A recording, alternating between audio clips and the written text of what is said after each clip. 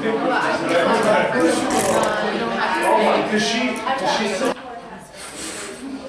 so today we do the integumentary system, which is your skin. Pretty much our skin. The integumentary system is the largest organ in the body. It makes up 7% of your body weight. 7%. 7% body weight. Is that that's a good question, 7%. Is that going to be able to test us? Maybe. It's 7%. 7% for everyone. It makes up approximately 7% of your body. So that will vary in weight. So if you're 200 pounds, that's 14 pounds. So if you need to lose weight, skin, yes. Give yourself. I can hear you well. The largest organ in the body is skin. Look at it. It takes up your whole body. Nothing else is that big. Take your skin off and spread it on the floor. You make a nice coat. Like in the silence of a dance, when you take the skin off the person. So there you go. So what is its functions? Why do we have skin? What's the number one thing skin does for us? It makes a barrier. Well, the number one thing though is a barrier. What's good about being a barrier? Protection from bacteria.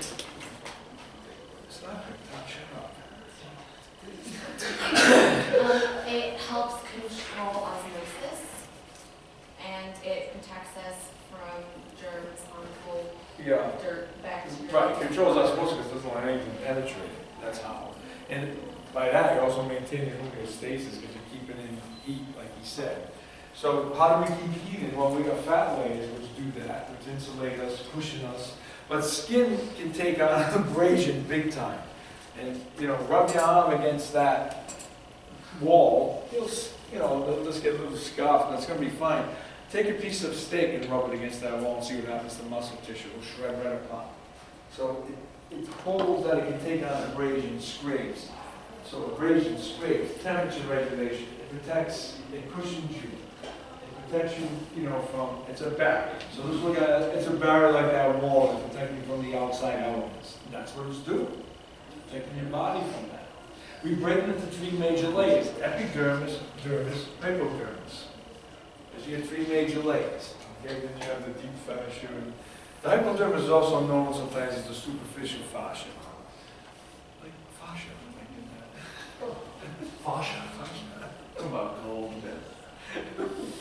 Okay, so epidermis. So what germ layer derives the dermis?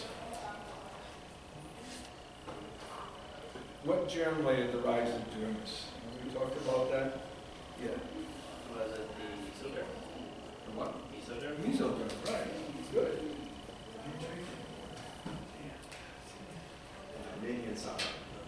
So yeah, here we said the mesoderm was. Because the epidermis comes from what layer? Ectoderm. Remember that? Yep. Very sure. Okay. So those are your three key layers. So what we're going to do is break down each layer as we go through. So the first one we're going to talk about is the epidermis. There's many layers to it. There's 4 key layers to the epidermis. If we're thick skin, then we have 5, and we'll mention that when we do the thick skin. So normal skin, thick skin is your arms and shoulders. But this is your normal skin. So down here is your basement membrane that we talked about that epithelial tissue would grow from. So it's giving you that characteristic of how the tissue would grow.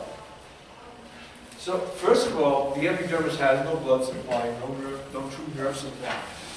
So it's an avascular structure. So that's why when you scrape the top layer of skin, you don't bleed. The majority of it is dead. We're going to see this whole part, half of it's dead, 50% of it. So that's why when you make a deep cut, It doesn't you see this white for right. a second and then it bottom, when you get to finally here. Yeah. But this bottom layer is known as the stratum basale or basement layer. It's about 2 to 3 cell layers thick. That's where your mitotic division is for what type cell? Squamous epithelial cells. That's what they are. That's where they're growing from. So it tells you mitotic division, meaning what? What's mitosis stand for? Splitting hairs. Splitting cells. And a better definition of split. Cell division. What's a better definition of split cells?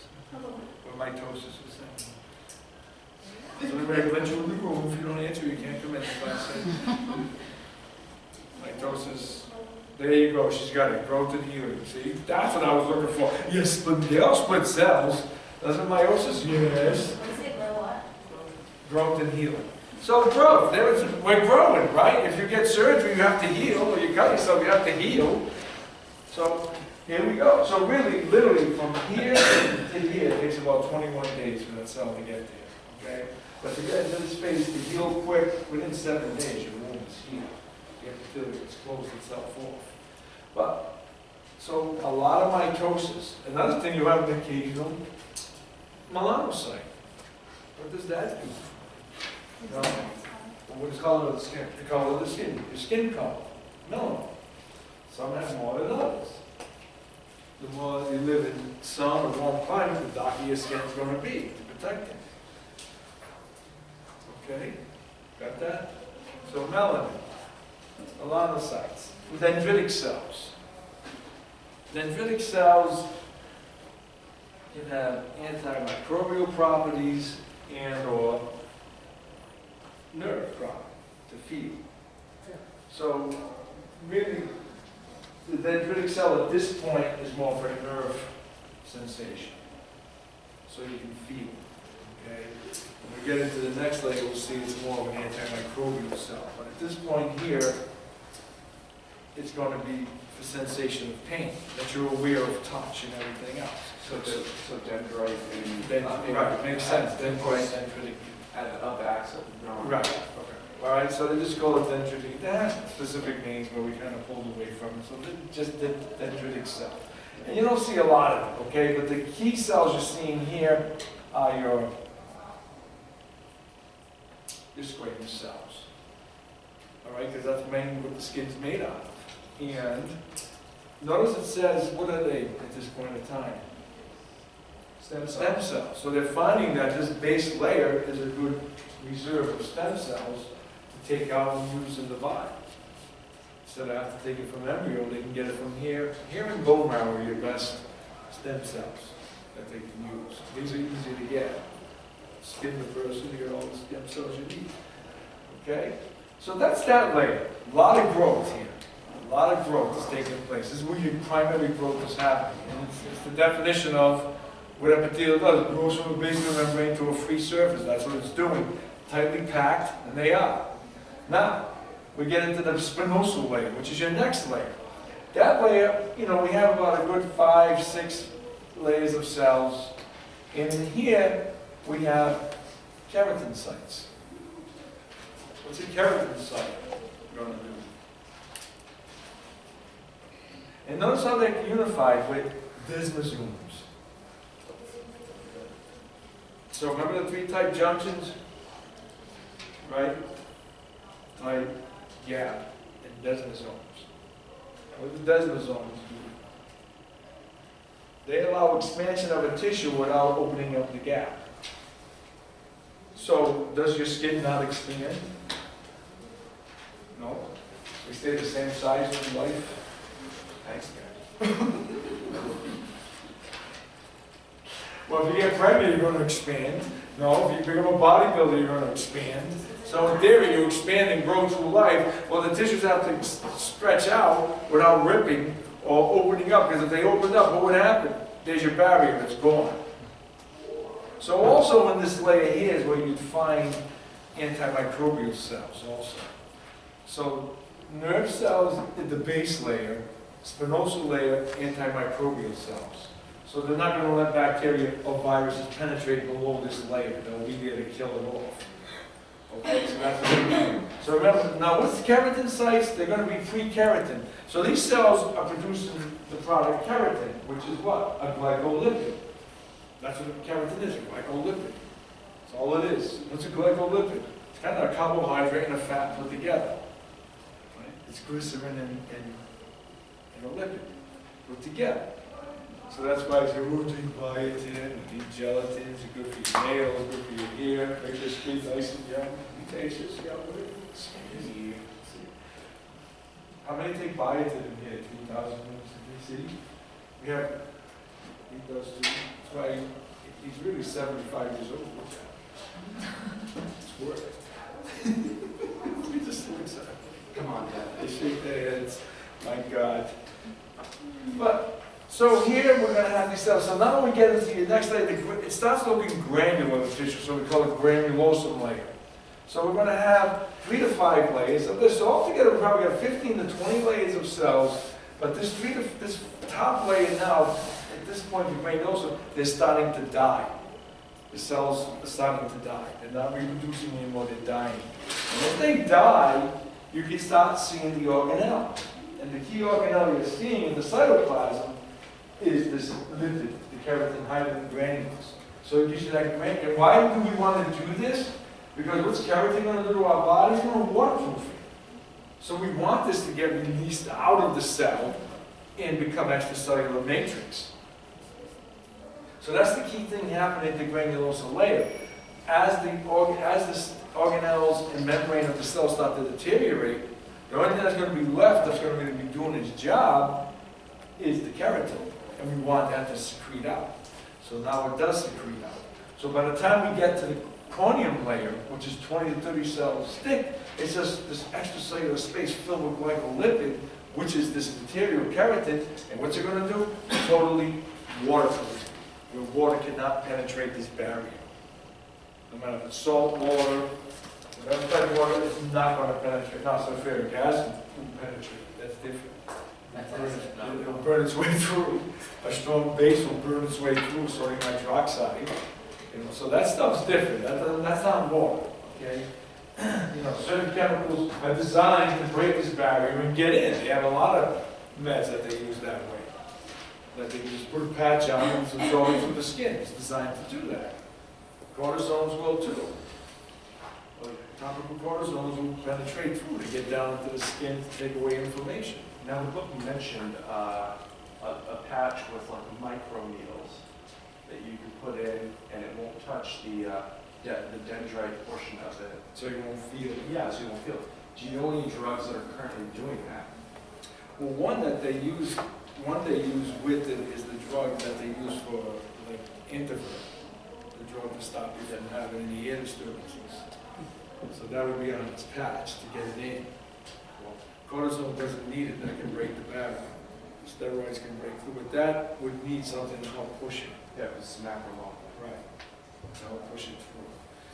So that would be one classification you can take off that. The other one would be your nitro patches. Yeah. Don't they already have Butler? Yeah, okay.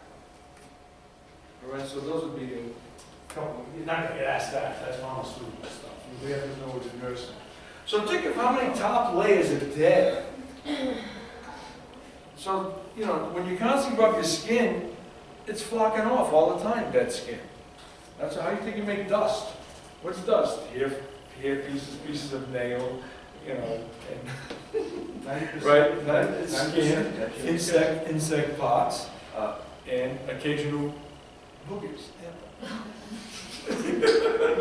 Don't stick it. Hey, there we are. It's time to go home. You're just tired. But there you go. Okay? So now we're going to get into next is thick skin. He has thick skin. You're in front of him all day long. He doesn't care. Bounces right off his back.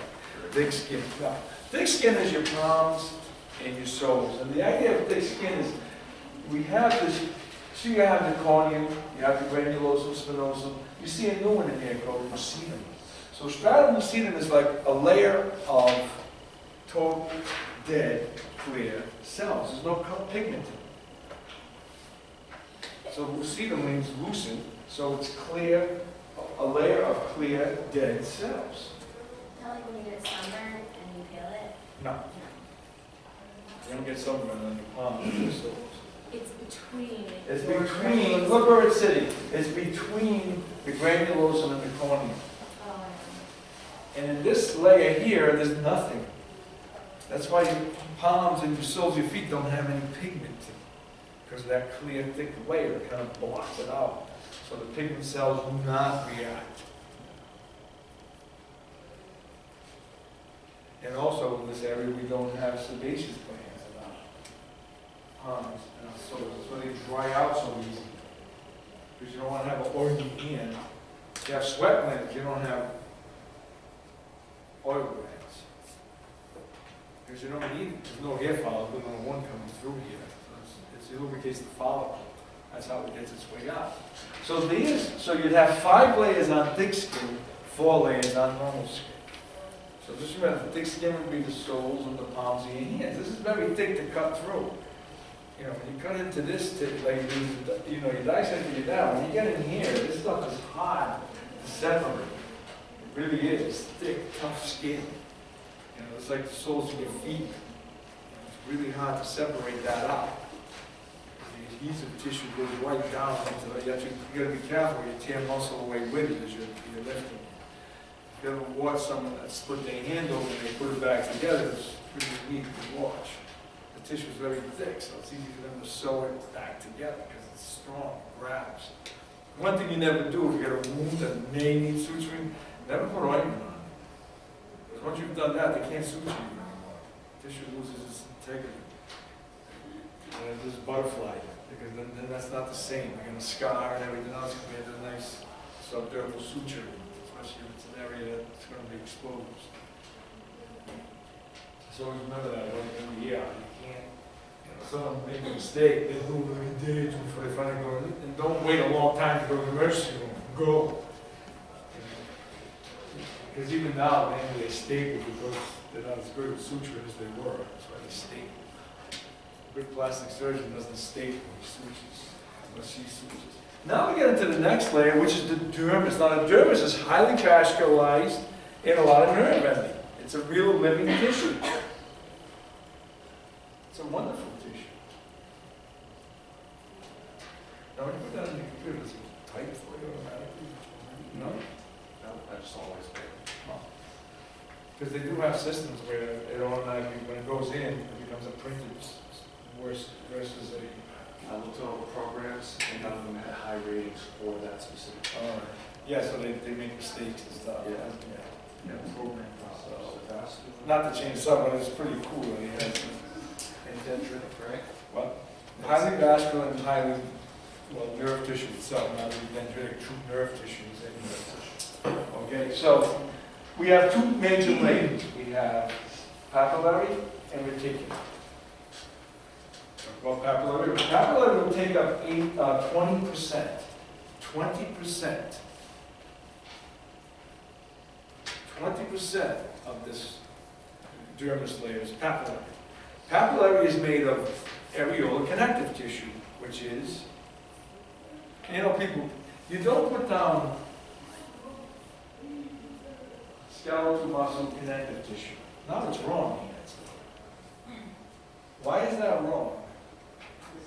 Because it's either muscle tissue or connective tissue. It can't be both.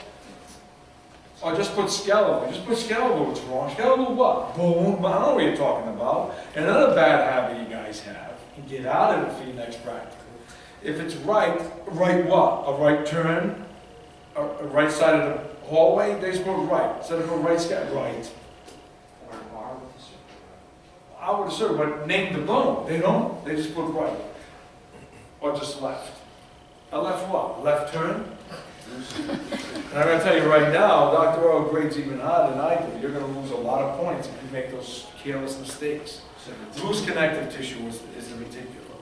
No. Papillary layer, loose connective tissue. And 20% of the dermis is made of that. This then creates things known as the dermal ridges. See what it's doing? The dermal ridges. And the dermal ridges become your fingerprints. So your body has ridges all over, but the dermal ridges are created in this layer here. So when someone burns them off, they burn all the way down to here. Like spies burn off there. That's a deep burn, man. It's a painful thing to do just to lose your fingerprints. But it creates the dermal ridges. All these ridges you see in your hand and stuff is in this layer here, coming from here. So the papillary layer creates your fingerprints. All right, so just keep it that simple in your head. It creates my fingerprints. Are the fingerprints a ridge? Yeah. Dermal ridges sound better than fingerprints. Right? Sounds more impressive. The next 80% of this dermis layer is this thick, strong tissue called reticular layer. And that's made of dense, irregular connective tissue. Dense, irregular connective tissue. That's what gives you tissue and strength to your skin. Because this top layer we talked about, the papillary, is going to anchor the epidermis and give it nutrition. This layer is going to be the strength layer of the skin. Hold your skin together. This is the layer that's responsible for stretch marks.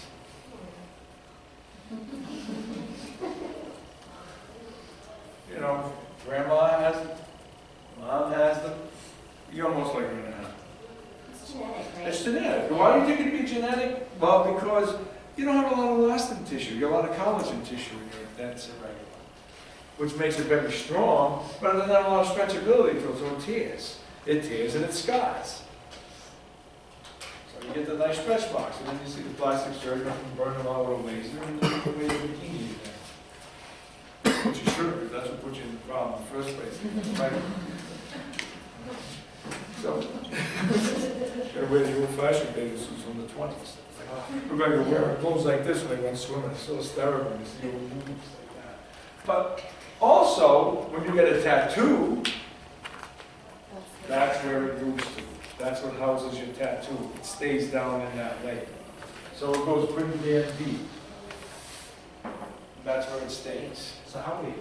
So what, all five layers? Yeah, it goes into the fifth layer. That's why you bleed and everything when they do it. You didn't bleed? No.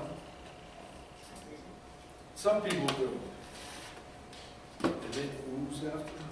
The only thing that blood was the one that's on the spine. And your spine. But that's why you wouldn't, you know, in cases you bleed and stuff. But we just like to raise my brain so much. This thing on this side of me. But so that's would be, so if I ask you what layer would house your tattoo, that layer, yes. What was the fibers there, dense? Dense, irregular connective tissue. So if you just write dense, irregular on your test paper, you lost half a point. He's not telling dense, irregular what? Dense head, thick skull.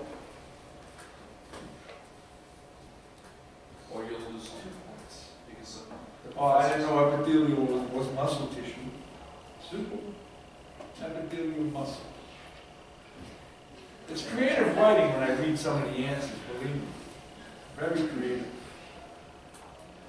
You know, you don't write growth line, you're not going to get credit for that.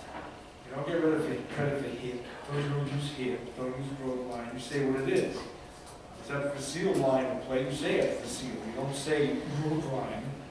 But yeah, growth plate. No, that's we're not on the street talking. We're in an anatomy class, okay? And the last layer to talk about is the hypodermis. Now, whatever layer you have, you always have to have a loose layer of connective tissue to do your like your glue, your yeast to stay. So you would have that in there in this hypodermis.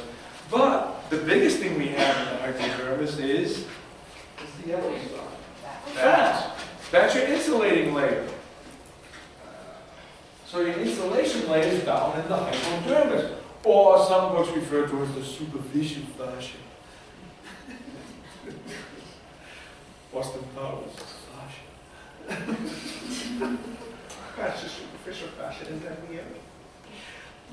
So that's another name for it. So in case you get asked, see. So in case you get asked.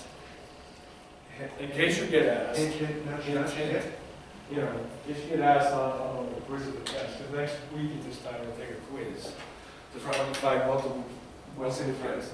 Right, I always throw it the second day. So we got, it'll be up everything through today. So don't ask what it's on, everything through today. There's no study guide for quiz. Just study everything. Just study everything. Is it on Wednesday or Friday? What did I say? You said Friday. Friday. Thank you. So do not send me an email. It's all multiple choice, right, Doc? Yes. I'll guess. Just guess your way for it. I like the word bank. I said, well, when you take a multiple choice test, that's kind of like a word bank. Why do you still fail that? Because you write tricky questions. Or you didn't study. No, not saying you don't get 100. I'm saying why do you get 30 on a multiple choice test? That's the point. We gotta keep bringing up that number. Is it because both A and B were the right answer? Maybe. But A was the better, But A was the better answer. answer. The reason why A was the answer. Yes. right? He gets it. You know, he gets it. The true and false are tricky. Not gonna lie to you. Tricky, tricky, tricky, dicky. There you go. You don't have those on the quiz though, right? Come on. Well, you get your mind thinking. I want your brain to work. Where are we going here now? Any skin, yeah, nice. Waste the body. What else is fat to insulate your body? Cushion. Energy storage. That's the biggest reason why we have it, energy storage. Okay? Let's see. All right, so now we get into the appendages of skin. Well, the first major appendage you see is here. Right? Long and beautiful here. Right? Here. What is here? Here is nothing but a flexible strand of dead keratinized cells. That's it. A flexible strand of dead keratinized cells. That's what hair is. When you cut your hair, does it hurt? No. Because it's dead. Imagine that nerve ending all the way through. Be like, say if it felt like cutting your fingers off every time you went for a haircut. Your hair would be down to the floor. I'd be okay. You guys wouldn't. Keratinized. Everything's keratin. Keratin loves to be on the outside of your body. Why? Because your hair is waterproof, is it not? Yes. More or less. More or less. Less. It gets nice and Less. Okay, less than more. But here, also hooked to our hair. Now, remember the hair follicle is totally lined with epidermal tissue. The epidermis pulls all the way down into the dermis. Why would we do that? To get a good blood supply and nerve supply to the follicle. and To attach keep the the hair whole alive. So this way it's got everything it needs. And when you yank it out, it hurts. You pull the hair out, it hurts like hell. Why? Because you rip out the follicle. So it's different. It's not cutting it. It's tearing it out. So now, usually if you tear it out bad enough, it won't grow back. You damage it and destroy it. Also with everyone, we have a muscle here called the erector pillar muscle, which erects the hair follicle up. What other thing doesn't have the erector pillar muscle? What else does it do to your body, erector pillar? Goosebumps. Goosebumps. Oh. And it makes you sneeze. No, that's cranial nerves 5 and 7. But no, respiratory reflex. But here you go. That's why you get goosebumps. Why do we get goosebumps? Because someone touches you like, and you go, Well, more or give me a less, chill. more or less, it's helped the body retain heat. And how's it do that? Because it makes you shake and it brings the, it causes the skin to go up to. It closes the funnel or whatever, so the cold And works more on the dog than us when you do that, but it's because they have a lot of fur, we don't. That's why they work, so they trap the heat. But what happens when we shiver? When you create muscle contraction, what happens in the body? When you generates heat and friction. Heat. What's the byproduct of energy? Heat. So it heats your body up. Correct? Correct. There. I'll give you So an that's idea. why we shiver. So muscle contraction, ATP being formed, so it warms you up. And yes, we close the follicle off so we don't escape it. But it works better in an animal because they don't expel heat through their fur, they do it through their tongue. Where in their case, when they shut the follicle, why do, you know, and also it's a sympathetic reaction of fear, anger. When an animal's fur comes up, it's not cold. You show an aggression to you, like to back off on when do you in. And they make themselves a little bigger and more powerful. That's why his hair stands right up like that. But seriously, that's also, it's like when, look, it's good sympathetic back. You're freezing, that's different, you're shivering. But also like someone touches your neck funny, it's like, ooh, you get that. That's the same thing. Don't you get a goosebump? Yes. Right? Your husband blows on your neck, you ooh. Right? It's like, just remember it's the erector pillar muscle doing that. So next time, you know, yes, when you're doing dirty deed. That's what's going on, okay? Then we have sweat glands. Oh no, sebaceous glands, do them first. Sebaceous glands, which secrete oil, and they're around the follicle. They secrete sebum, which is oil. We have a gland that's similar in your hair canal, and that secretes something different. Cerumen, right? Why do we have earwax? To prevent infection, catches bacteria. That's not the major reason why. You know, the biochemistry makeup of the chemical, what it does. It produces the amount of sound that goes into your ear to protect your eardrums. Why would that, what's biochemistry? The biochemistry of the product, the odor we give, is that insects don't like it and keep them from going in your canal. If your ear canal is too clean, then the insect will fall down inside. Oh, the spiders when you exit. Right, exactly. But if the canal has a decent amount of cerumen in it, then the insect will not go in because it doesn't like, the odor repels it away. Is that why like hair serum is like greasy? Like Yeah. it makes your Yeah, it's greasy, right. It's an oily product, but it's also like a waxy product. You can make a candle. No, I don't know about that. But that's what it's a similar product, but it's designed, the biochemistry of this repel insects from going into the air. It's not a great thing, but fly crawls in there. You know, people are going nuts. They have a lump. They go to emergency room, they see there's a bug outside their ear, a beetle, like beetle juice. So it secretes itself, see what you have? Cerumen, C-E-R. Cerumen. I think two R's, U-N, U-L-I-N, cerumen. So don't worry about that, I'm going to ask that, this is going over with you. Okay, then we get into sweat glands. We have two major types of sweat glands in the body. One showing you here is eccrine. Eccrine. What is sweat, number one? What's the proper definition of sweat? That's not his definition. What is it? It's 90% water, 10%. Yes, so what would you consider it to be? A blood filtrate. It's a blood filter. It's actually filtered blood. It's almost like the plasma of your blood coming through. It's everything but the cell mass coming through. Okay, so it's like you said, at least 90% water. Some cases it can be more, but 90% water minimal with trace elements and minerals, which would be salts like sodium, chloride, potassium, Ammonia. what's ammonia? Ammonia? NH3. Nitrogen, 3 parts nitrogen. Yeah. So that's, that's a breakdown of the amine group, which comes from protein. That's why when fish decays or life has an ammonia smell to it. The ammonia ions coming out, the NH4 becomes NH3 unstable and lets out as the tissue degrades, and you can smell it.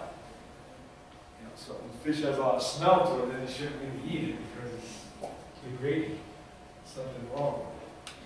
Doesn't mean it's spoiled, it means it's degrading and stuff. So you're smelling the ammonia ion. So that's primarily why we sweat, and it cools our body off when we sweat. You're letting off heat.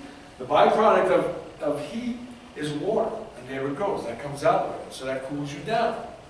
So we have one system to heat us up, one system to cool us down. That's your eccrine gland. And it's a blood filter. It's another way of getting waste out of your body. Because if you're exercising, your metabolic rate increases, so you're going to get out more waste faster. Sweat's one way of doing it. And yes, sometimes you can lead to certain sweat pores, which would make it look like a stigmata, which you're being crucified, but you're not. Because what happens, the blood cells can get through. Doesn't mean there's anything wrong with you. That can happen. In some cases, the body's really dehydrated and stressed. That can happen. Okay? It's like in your urine. Alright, so it can happen here too. The other type of sweat gland is apocrine. A-P-O-C-R-I-N-E. Apo. Apocrine. A-P-O. I don't know why they don't show them. They don't know. But apocrine. A-P-O-C-R-I-N-E. These type are hormonal based. They're based with your sympathetic system, hormonal. So they're kind of like your stress ones. They relate to anything. Good stress, bad stress can relate to them. This is like an animal needs pheromone. That that's why dogs sniff one another. Where do you find these type of sweat glands? In your armpit and around your butt, in the genitalia area. So in the genitalia region, anus region, and armpit. That's why when you get real nervous for an interview, you get pitted. Pitted in both regions, here and there. So that puts a good, I got a big wet pop here and here as he comes in for his job. Or first time meeting the parents. Oh, my mother-in-law, you're gonna meet him?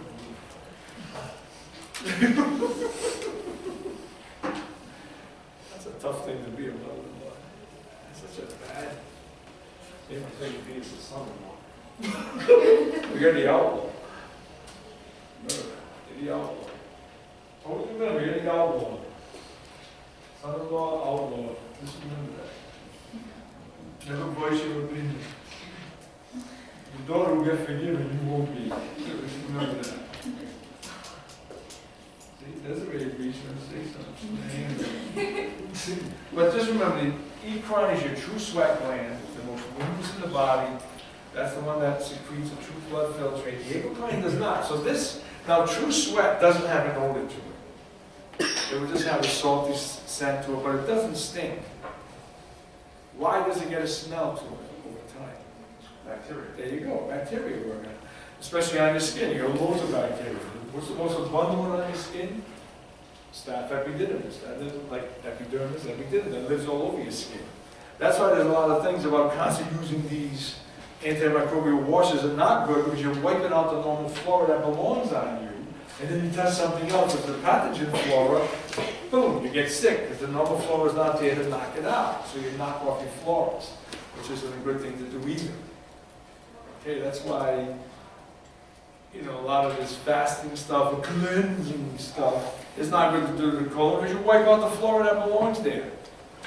You know, whenever you're going to pass stuff through there at a rate that's like you're making a typhoon go through your intestine, that's not normal. You know, but some people believe that's good for you, but, you know, why do you detox on me? I don't know. Makes no sense to me. Neither does the GI specialist either. We'll get into that when we get into that. That's good stuff and so forth. So remember those two types of glands. One is going to be stress related, the other one is your normal sweat gland that pull the body down and it's overloaded. The last thing to talk about would be nails. But what I want you to see before we even look at this is the papillary layer. It's like dust. Because that's root connective tissue. That's what it looks like under an electron microscope at 570 power. And look at the reticulum, it looks like rope. And it looks just like twine. That's how strong it is. So you see in the collagen fibers what you're seeing. That's why it looks that way. So the top layer would have more loose elastin type fiber. This has a lot of. So you can see how those are not going to let go when you stretch the living hell out in the sky. So you can put all the cocoa butter you want, there's your dermal ridges. All the cocoa butter you want, and other than having a big shiny belly, you're still going to get stretched out. It's not because you can take care of yourself. And you can see the sweat, you know, sweat glands mixed in with it and so forth. And dermal ridges. Now we go to the nails. Well, the nail is nothing but a modified, hardened dead keratin. A modified, hardened dead keratin. That's all it is. It's only alive at the bed, because at the ends you wouldn't be able to clip them if it was alive all the way through. You know, and if you destroy the nail bed, which is down here, which they worry about when you rip a nail off, it won't grow in the nail back. I know, it's like hell. Oh my God. I used to that, they close your hand on the door. I ripped my nail. Yeah. And like the underneath layer comes out. Yeah. And they get worried about this. And had to go in like. Cut it all off again. I mean, I did that all the time. Put my thumb in the door. Years ago, before you had electronic locks, you got to put a key. So I go to walk away and I realize my thumb's stuck in the damn door. And I look and like all this is inside there, I'm like, shit. So I open the key, take my thumb out, now the thing's killing me, and it shows up like a maroon, and all black and blue under the nail. And I'm trying to pop a hole in it, I can't, it hurt too much. So I go to the emergency room, they burn through, the laser heats up, and the blood popped out. As soon as it did, it felt much better. They x-rayed it, it was like a hairline crack on, the distal part of the phalanx. So then, the nail finally, well, some of the nail wouldn't come off, so they had to rip the rest of it off. Talk about hurt. The Novocaine doesn't work fast enough. When he was ripping it off, they lay you down that your head's kind of lower than your body, so you don't pass out. And they put the needle in, the needle killed right into the side of the thumb, and then they ripped it off. Felt like they were taking my thumb off. I said, what the hell are you doing? You taking my thumb off? They used a suture needle right underneath and just yank. Oh my God. Talk about throb after, then I found the heel that came back normal. But it can happen. That's what I need to know about a nail, there's the hair follicles, the alpha. Now we're going to get into burns. We're talking about burns, cancer, and the done for today. Yes. What does someone have to do a first degree burn and then also a secondary degree burn? Try harder. Try harder. Probably like, to do this, God knows what this is. Probably burn his hand on something hot. It looks like a child's hand when. Yeah, touch something that they shouldn't have. And this was at the end, and by the time they got their hand off, this really stuck. Well, that happened to me one time, like, professors should never listen to their students when I was doing fizz, because we had that heating thing to heat it up the hot plate. And they go, it's not working, because the light wasn't working, it's not working. So I go to grab it, and my thumb gets stuck right to the hot plate. They're like, phew. Okay, It's it's like, the oh. same thumb. It is. Oh my God. And it's like, it's on, it works. Okay, it's on the light. But I said, stupid me to listen to you and just go near it and move it to see what's wrong with it. And my thumb accidentally hit the top part of it when I went to move it. Because the water wasn't boiling. You do an experiment where you gotta boil, The experiments in there, some of them take long because it's the prep. The actual experiment takes like 2 minutes to do once you heat the thing with a certain thing. You throw it, let the balloon see if it reacts, and see if it gets hot. But, so it's like, so I had like big blister formed and it peeled off. So I was like that, like a big burn. But thank you to students, like an idiot I listened to these. I did. Burned down, please. Better than high school. When we did it in high school, we turned around and you just smash. Big job band-aids, this big all over the floor. So now while you're tending to that, screaming at those students, another students are heating up the mitt and burning other kids with it. That went on to the end of the class. The vice principal comes on, you only put 2 kids down there, so the burns on their arms. I said, really? No, I don't know. That's the stuff you deal with. We're going to patrol your room. I said, you ever do a lab with dirty animals? No. It's not like college where they listen to you. Here they don't listen. Don't put it in your mouth, they put it in their mouth. They bring the frog's legs to be fun. Yeah. They're idiots. They're teenage boys. We're teenagers, we're idiots. As you get older, you're less idiot, but you're still an idiot. I never really grow up. We don't grow up, no, but we're idiots. So a first degree burn would be what? You just burn through the top layer of skin, it turns a little red, it might ache a bit, but it's not that bad. It's like a minor sunburn. That's pretty much what a first degree burn, or a wind burn. What is a burn? Dehydration of the tissue. You're evaporating the tissue. That's what a burn is. Because when you burn with frostbite, there's no heat. So it's severe dehydration of the tissue. That's what causes a burn. So he's going to do it very quickly. Put him out here. So we're going to dehydrate you fast. That's all cremation. It's just speeding up the process of dehydration. It's like anything else. So you only burn the first layer. That's why it's called first degree. Second degree burn, you're going to get the blistering. It's going to ache like hell. It's the most painful of the 3 burns because you've burned into the dermis where the nerve endings are. So you're going to feel it. It's going to throb. It's going to ache. What would this be when you put your hand in the oven and you hit the damn grate? Shh, ow! Next thing, put it under the cool water, you get a nice blister there. Kind of like what I did touching the hot plate. Years ago when houses had the old radiators, the steam radiators, kids would love to put their hands in there. Burn the living hell out of their hands. We still have those. Yeah. No, you don't put your hand in there. That happened to my son. Yeah. He was like 18 months old. He went to the window. Oh, yeah. And we had the radiator, and he Oh, put his yeah. hand right, literally, like, boom. Yeah, and I mean, We the got the skin rush to the stays there, emergency like, room. "Woo!" Oh, yeah, within seconds. At least in a Teflon pan, your hand will come out. They're not stick straight. So that's your second degree. Third degree burn, you burn right through the hypodermis. And it turns that nice ashy color, but it doesn't hurt. Because you destroy the nerve endings. It'll hurt as it heals, but it doesn't hurt if you can heal it. What's the danger of this? Loss of fluid, hypovolemic shock. Well, no, you're on too detailed. What's the danger of infection? You got no protection. Yeah, you're right. Hypovolemic shock, loss of fluid, yes, that's if you're burned bad, because that's going to happen. But if you just did that to your hand, you might go in shock because of pain, but not hypovolemic at that point.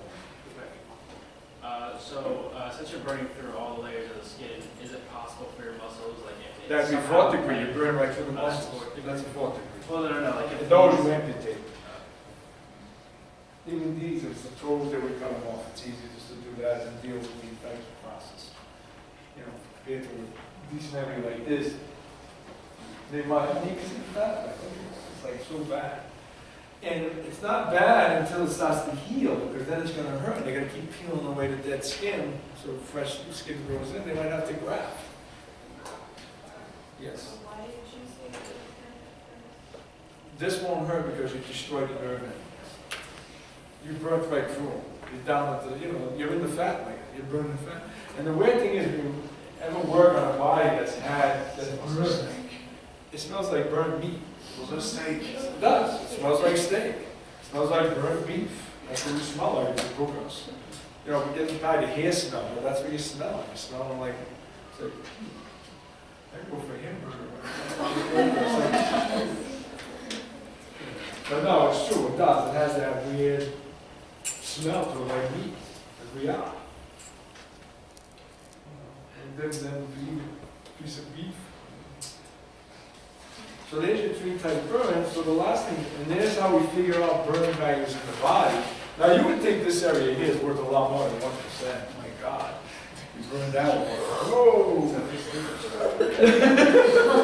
And so there's 1%. Are you kidding me? So I put the blowtorch here. Oh, 1%. What did it work? But in general, they figured out like the torso, front and back, 36%.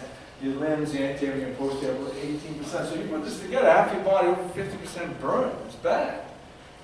Depending on severity of the burn. Other than like, most really severe problems like what happened in the station nightclub fire, those people who just trapped, they were dead before they burned. But I know a lot of the undertakers who worked on it, I didn't have the time to go help. But most people were burnt right to the skeleton. Like there'd be legs, but the upper body's gone. So after they got buried, it'd just be like half a torso inside the casket in the skeletal system. One of my friends' cousin was one of the firefighters there, and Yeah. they were trying to grab people out and just grabbing their skin. Yeah, and rip right off. That was the most gruesome sight. People saw, yeah, my ex-brother-in-law died in that. He was a good kid too. It's too bad. The one that we showed on the front of the paper, Sandy and Michael. Wait, in the wheelchair? No, I wasn't in a wheelchair. Ah. They were the really most famous ones, really, because they were a good-looking couple. They featured them all the time. Now they don't really show them anymore, but they were on the front page of the journal. Sandy and Michael Gajan was their last name. It was tough. I don't know. Him, they said they could have shown, but her, she was too far gone. Because she was on top of him when they found her. So her body from here up was gone. She was down to the skeleton. Her legs were still intact, but her pelvis above was gone. But so they died. No, they died of smoking inhalation. They were dead within minutes. They didn't suffer. Who suffered was when the ISIS burned that pilot in the cage. He burned to death. So he felt all that as he died. The world sits back and they can get away with it. It blows my mind. But that's another issue. Cancer. wonderful thing in the skin. This is the most common. Basal cell carcinoma, if you grow on it, pretty much grows in the superficial layers of the epidermis. Its own specific cell. Doesn't need another cell. And Superficial where? your superficial areas of the epidermis. They're all epidermis, but this is really in the top layer. That's why it's not highly malignant, because it grows so far high and up. It's very superficial, the growth. So it doesn't root itself deep to metastasize. So that's why. This is the most common form. Mostly any fair-skinned person living in a warm climate will develop this by the time you're in the Middle Ages. And that's the wart thing on his nose. That's the wart thing on his nose. Yeah. So it looks like nothing. But, you know, if you're fair-skinned, you get this weird lesion pops on you, get it checked. Take them off. If they burn them off, and they'll test them and they'll make sure it's just that. You know, so basal cells are very controllable, very common, especially if you live in Florida and those areas, very common. Your next class is the squamous cell carcinoma. Now this comes from the spinosal layer from the keratin site. The keratin site decides to metastasize. And we make this, so this is a little deeper, a little more malignant. Still very controllable if caught right away. And you can tell, look at it, it's got color. You know, when you get a lesion that starts changing color and shape, you just like, oh, this is cool. No, you're going to get it looked at. The last and the most malignant, the most deadly is the melanoma, but that comes from the melanocyte. And look at that site, right down next to the vascular system. Highly malignant means high spread throughout the body, very quickly, very easily. The professor I work with, he picked it up from being placed on Humira, one of those drugs for his rheumatoid. Created this. What? Because it knocked his immune system down so much, it created the melanoma. Melanoma is now known to be genetic linked, and they can line inside your intestine, inside your lungs, inside the brain. There's what cells? Well, what do you think melanoma, what would it go with? Melanocytes. Right, melanocytes. So look where it sits. What layer is it in? The basal cell layer, right near blood supply. So they can metastasize. And a lot of times they don't form at the site where you had your sunburn. They form in a weird spot. That's the danger. They form inside your hairline. You don't even know you got the damn thing. You feel this weird bump when you brush your hair. Now this professor, he felt something that kept grabbing the collar of his shirt. So he went to the dermatologist for something else, and they said, you got melanoma on your back. I mean, they had to surgically remove it. And now every 6 months, has to go back and make sure it's not growing back, get a bone scan and everything else to make sure it's not metastasized. Now, when you say it grows on parts, would it be like, oh, you got like a sunburn on your hand, but you get it on your knee? Yeah, You can get exactly. But it doesn't have to be at the site where the damage took place. Because a piece of that melanocyte can flock off and travel somewhere else. That's precancerous and just fall somewhere else. So what's the difference between, it was mainly, but we get into muscles soon, but hypertrophy of a muscle means what? Increase in size. How about hyperplasia? Increase in growth. Increase in growth or cell number for no known reason. So they'll say you have hyperplastic change on the cervix on a female's pap smear. She's precancerous. So they're going to watch you. They're going to do another one in probably 3 months. If it doesn't change, then they're going to go in and they're going to cauterize and burn. I figure by doing that, we can bring it back to all normal tissue.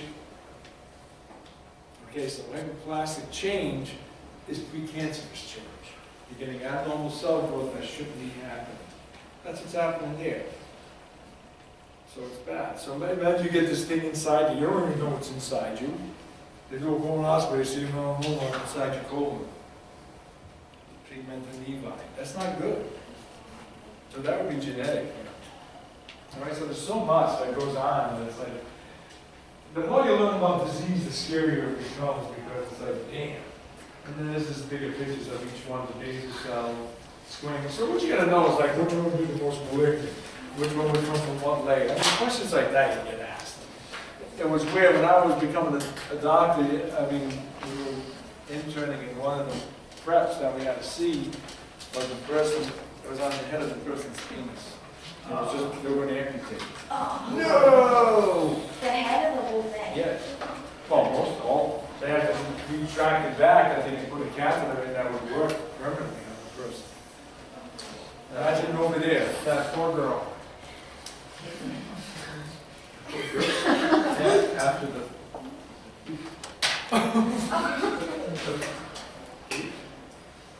That's rough. Maybe that's what happened to Caitlin. Running in the- But it's, to look at this, the thing looks just like you bruised your thumb. That's a weird spot for it.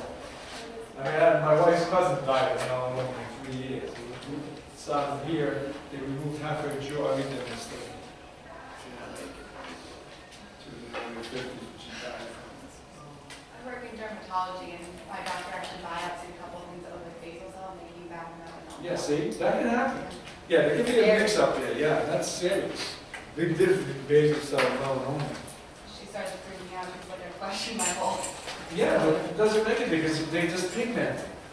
And they can be, the pigment can look just like this.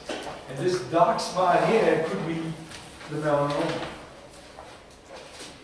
You know, and it's just growing from. So you don't know, that's why you have to biopsy.